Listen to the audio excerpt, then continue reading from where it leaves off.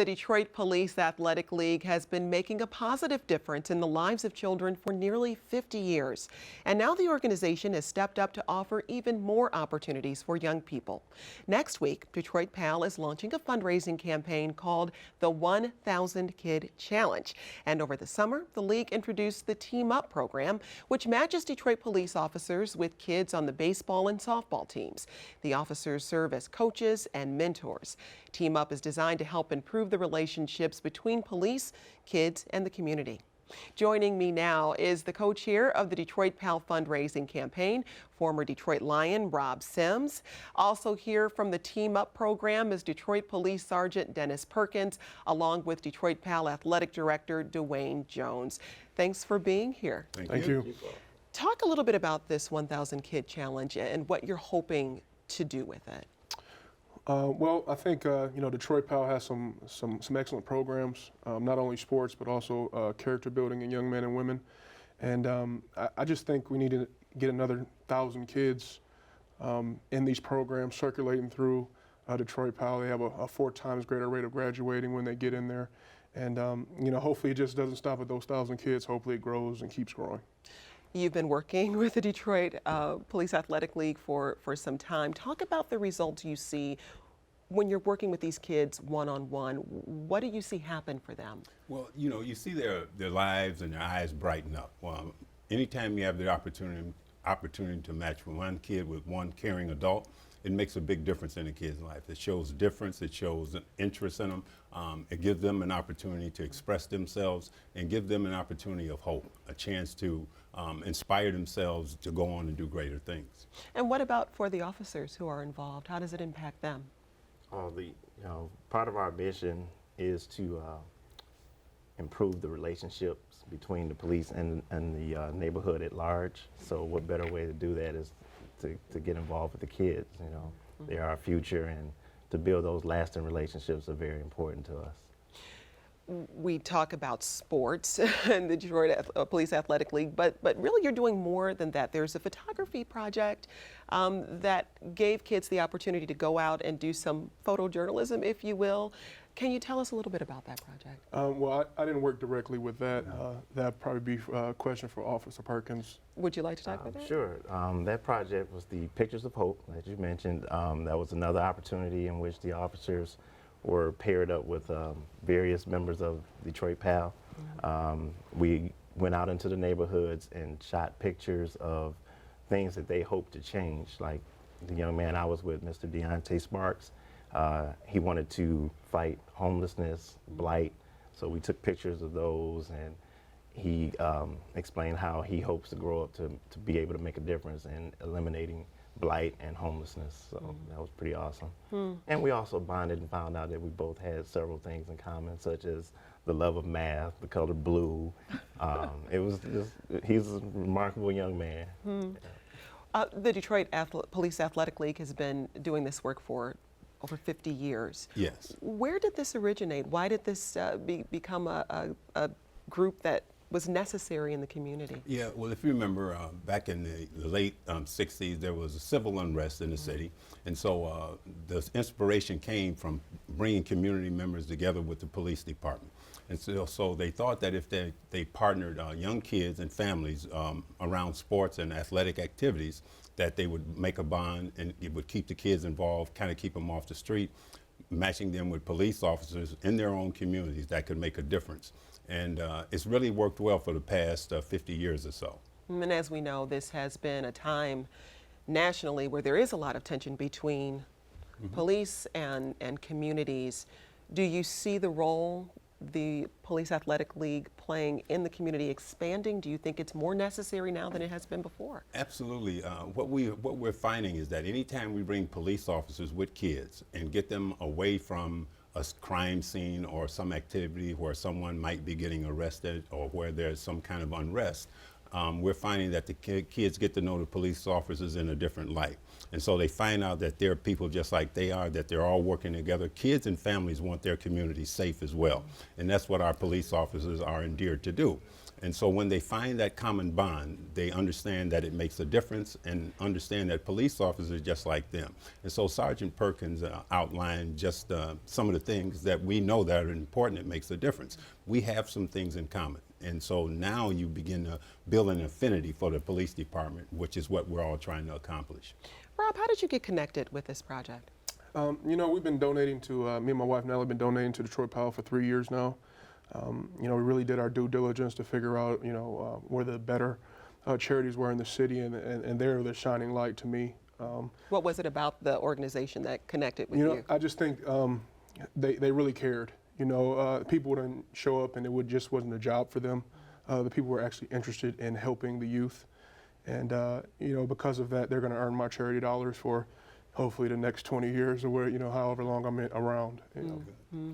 And so when you have people who look at the work you're doing and saying, you know, this is important and I want to contribute, I want to support, does that help you feel more confident about this work? It really does. It shows that folks are watching what we do, know and understand that the character building aspect is just as important as the athletic part.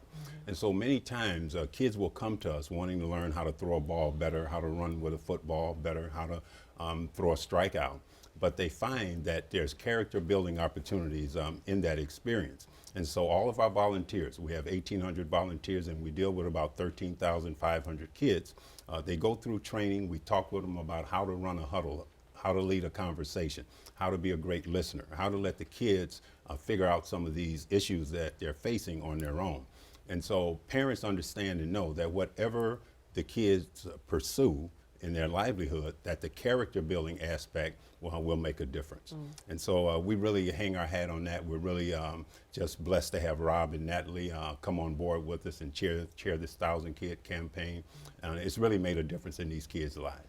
So the 1,000 Kid campaign, what are you challenging people to do? Is it just about fundraising, or are you also encouraging volunteerism?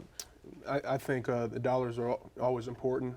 Detroit PAL could use those dollars, but you know, they're doing so much. We went to a cheer challenge, me and my wife, last week, and I was completely blown away. The things that these people are doing, you know, are nothing short of amazing, and is really encouraging young men and women, and it's something to see. And if you could support it, I would come by and definitely check it out.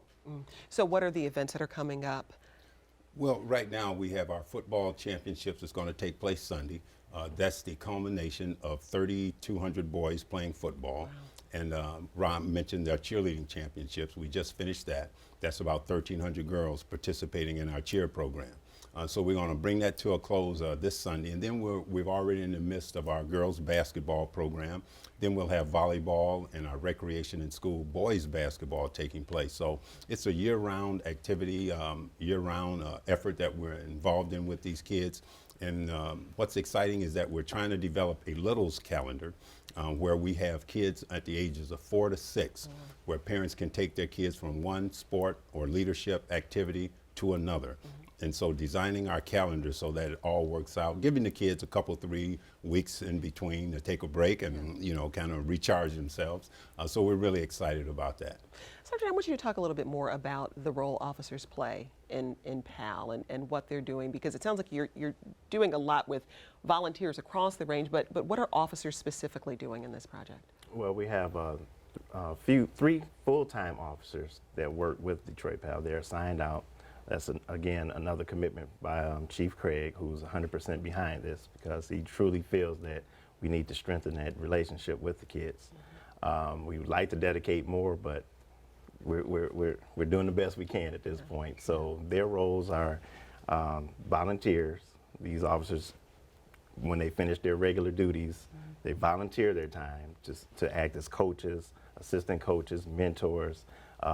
They've all gone through a training course through the International Study of Youth Sports through Michigan State University, and they're taught to identify certain challenges that the kids may have that they're not so, that they don't want to expose necessarily, but the officers can draw information out to see if they need some help, and they're armed with resources to assist those kids and their families.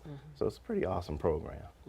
As an athlete yourself, what do you think it is about sports that creates a sort of a fertile ground for the kind of leadership building that we've been talking about? Well, especially football and all other sports, they require for you to find the best inside of you, bring out that best inside of you, and coaches can strip you down and make you, have humility. And when you get a person that's in that place, and the only way they can go is up, that's when you can really instill some of the values that Detroit Pal has been putting, into some of their programs. And what about from your perspective? Is there something specific about sports that makes it helpful in reaching kids? Yeah, absolutely. What happens, when a kid connects, with the coach? Number one, their coach is their mentor. Their coach is their confidant. So a kid will come to a coach wanting to learn how to play a sport better. And so when the coach teaches that kid that's big for a kid.